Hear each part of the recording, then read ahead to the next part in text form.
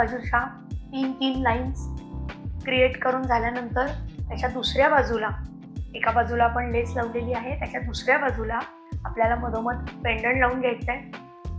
ह्याच्यासाठी again glue gun वापरायची आहे.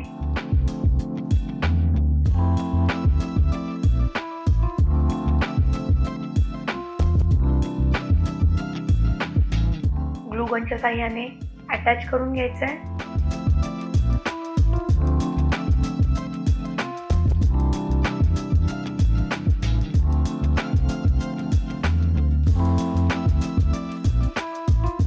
आणि ज्वेलरीच्या फिनिशिंगसाठी आपल्याला त्याच्यावर कॅनव्हास शीट लावायचं आहे.